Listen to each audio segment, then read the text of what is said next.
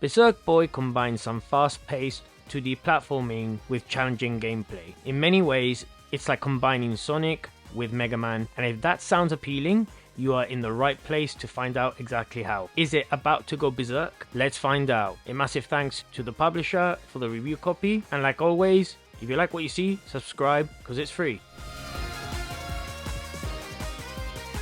In the far-off future, the people of Earth face a threat from a mad scientist and his army of darkness. Their ultimate goal is to enslave humanity and rule the planet with an iron fist. The only hope for humanity lies with the Resistance, a courageous group of warriors who have dedicated their lives to protecting the innocent and fight for freedom. However, even with their bravery and skill, they may not be enough to stop the diabolical Dr. Genos and his army of dark energy minions. K is a rookie hero who gets caught up in the assault of Hope City. After being separated from his friend Dizzy, he meets a fiery talking bird and teams up to escape the area. The evacuation, however, comes to a swift halt when Dr. Genos himself attacks the duo. Transformed by the energy of the mysterious orb, K becomes Berserk Boy, a fearless warrior with incredible strength, speed and agility. With this new power and unbreakable spirit, Berserk Boy must face off against Dr. Genos and his minions, using his high speed action and fighting skills to defeat them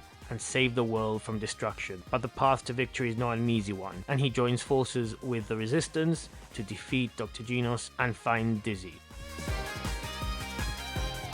This is a high-octane platformer with an emphasis on exploration and score attack. The levels will have several collectibles and require the player to explore every nook and cranny or replay the level with a specific power-up. Berserk Boy begins the game with the lightning power, which allows him to dash in different directions and interact with switches within the environment. He can attack enemies by jumping or dashing into them, and once he is tethered to them, he can release a spark to finish them off. As he progresses through the game, he will battle the evil Doctor's henchmen, who also wield the power of the Berserk orbs. Defeating them in battle will reward the player with their power, allowing him to swap the powers on the fly, similar to the Megaman series. These powers not only offer the player a different playstyle, but also new attacks and ways to traverse through the levels. An example which comes to mind is how there are solid obstacles which stop me from exploring the level further. Once I defeated the game's first boss, I gained the fire drill ability. This allowed me to burrow through and reach the other side, which hid lots of goodies. There are floating objects which only work with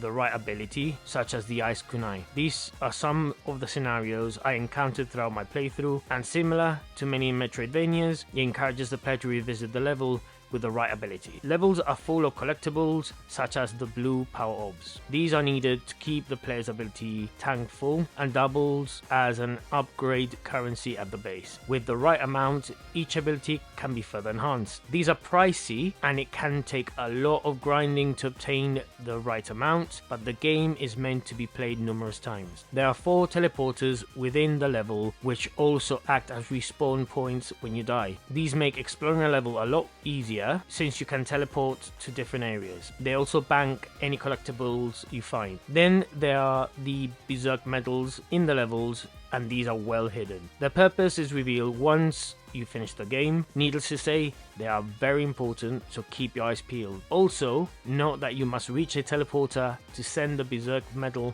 back to the base, and dying before reaching one will require you to get it again. This can be challenging, as a simple defeat such as falling into a pit can force you to regain that medal. Then there's the members of the Resistance who have been stranded. They can be rescued and returned to base, and doing so will aid certain puzzles in the level. Some doors can only be opened when certain amounts of them are being rescued. These doors tend to guard essential loot. If the player is successful at rescuing all of them in a level, then the EX stage will become available. These tend to test the player's speed at completing the level. Speaking of speed, the levels have been cleverly designed with purposely positioned enemies and blue power orbs, so the player can follow a path and complete it as quickly as possible. Bouncing of enemies in succession will make Berserk Boy move through the level in style, and that's without mentioning the rails and springs that add to the stylish speed run. Being able to land each hit and zoom through the level is fun and rewarding, and later levels will require the player to change abilities swiftly to keep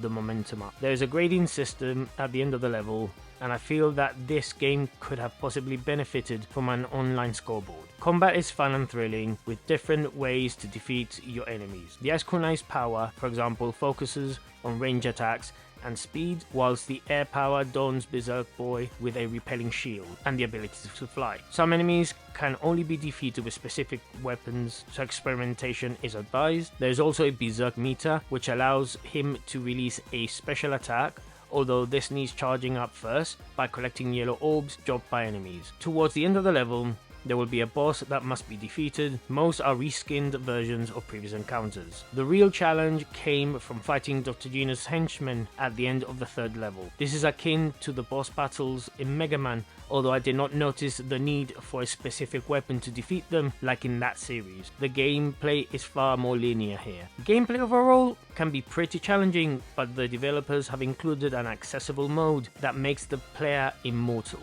This doesn't affect the end level score either, but it will tally how many times you fall into bottomless pits and deduct points accordingly. I enjoyed my time with a retro-inspired platformer, especially since it catered to both speed demons and explorers. Each power has its playstyle and can be upgraded accordingly to suit your needs. There's a lot to discover, especially when obtaining a new power. My only issue is that some grinding may be required, but obtaining the blue orbs can happen organically as you traverse through the levels. The game can be completed in about 6 to 8 hours, depending on your skill level, but there is a lot of content, and finding everything will test the most tenacious players out there. Pulling off some moves require tight and responsive controls, and I'm pleased to say that the game has both.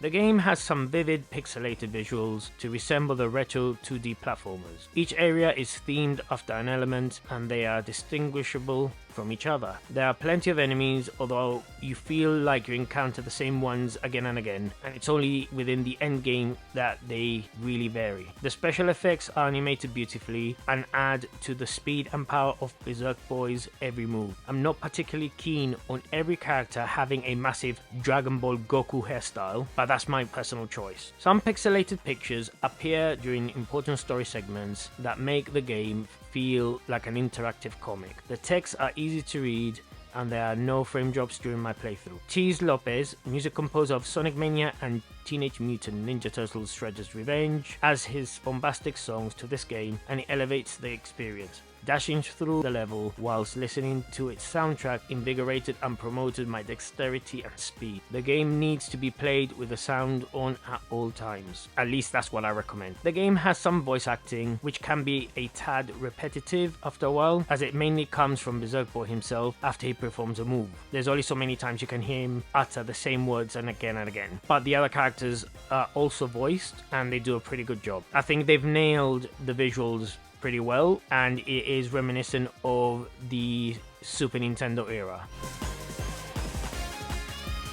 Berserk Boy will be out digitally for £15.99 or your original equivalent and will require 1.34GB to download. There's no physical release announced as of yet. There's a lot to do and it's a game that is easy to pick up but hard to master. The added easy mode makes the game far more accessible than the games that inspired it as well. The value is pretty spot on for a game that has a lot of replay value, especially if you like score attack games. Berserk Boy has taken inspiration from many beloved retro games and genres but manages to stand out thanks mainly to how they blend into a high-octane, bombastic platformer. Few games balance these so well, and the game can be played quickly to beat your previous score or at a slower pace to find all that it has to offer, and you will be rewarded for investing your time into it. Adding an online scoreboard may benefit the game and invite the more competitive players to compare the best efforts, but this could be included in an update. Needless to say, I massively enjoyed this game, and I completely recommend it to anyone who is looking for a challenging platformer.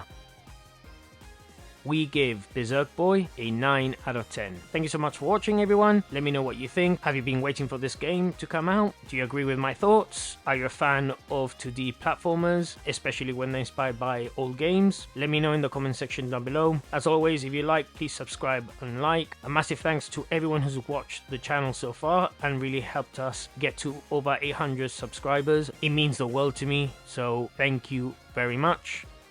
If you want to grab any of the games mentioned here physically, or the upcoming Final Fantasy Pixel Remaster Collection, and simultaneously support the channel, please use our PlayAsia affiliate link down below. Free shipping on orders over $100. And if you're looking for the cool looking GameCube controller, the Nixie Wizard, please use our affiliate link for that in the description below. Use coupon code GRINNY for 10% off. Stay safe everyone, peace.